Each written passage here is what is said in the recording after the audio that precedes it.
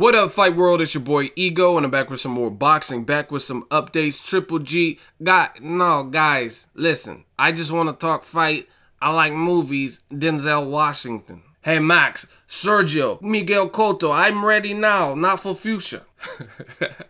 So, Gennady, good boy, Triple G, Golovkin versus David Lemieux, rapidly approaching. This year's going by pretty fast. Now, actually, there's no Monday mail day today. I thought I had something, and it turns out I don't, but I still got a lot to do, and I got some big announcements coming pretty soon. So it will free up some time for me to do some of those other things that I've kind of been putting off. I'm also wondering what should I do next. I got some first looks. I got Gennady Golovkin. A lot of people were asking for the part 2 of the boxing clinic, and I want to talk about some attributes of Triple G. Let me know if you want to see that in the comment section. Now let's get into the updates. Triple G versus Lemieux should be a good action fight.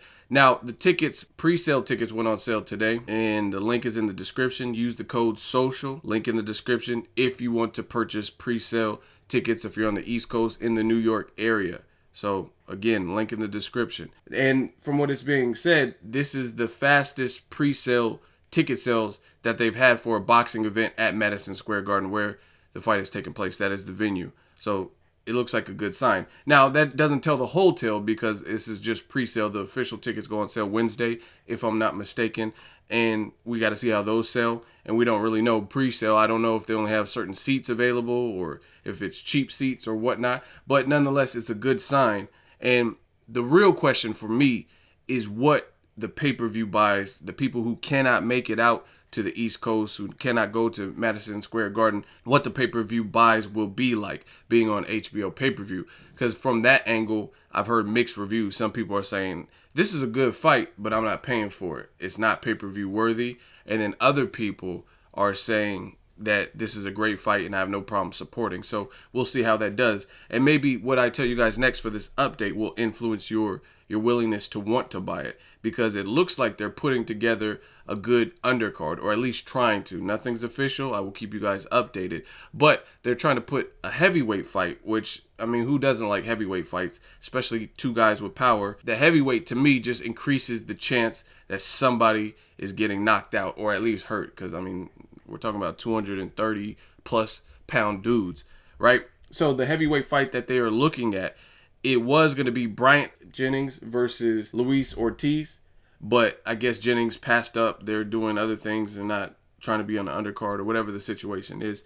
So they're looking at making a fight with Bermane Stiverne and Luis Ortiz, aka King Kong of Cuban descent. If you guys remember, he was suspended recently for testing positive for some type of steroid, right? And he served that suspension. He's clean. He said it was a mistake or whatever the situation is. And that's the fight that they're trying to make. Another fight, Roman Chocolatito Gonzalez. Now, I did a Boxing Ego first look on this. I told you guys before his HBO debut, check for this kid. A lot of people checked in with me after the fight, and they were like, yeah, this kid's sweet. He has hands. And they're trying to make a fight with him. And this is a good fight, because some people asked me on Monday Mail Day, and they said, who can possibly challenge Chocolatito? And I said a good fight would be Estrada or Brian Valoria. And that's the fight they're trying to make. Brian Valoria versus Roman Gonzalez. Now, if you haven't done your research, do your research. That's a good match.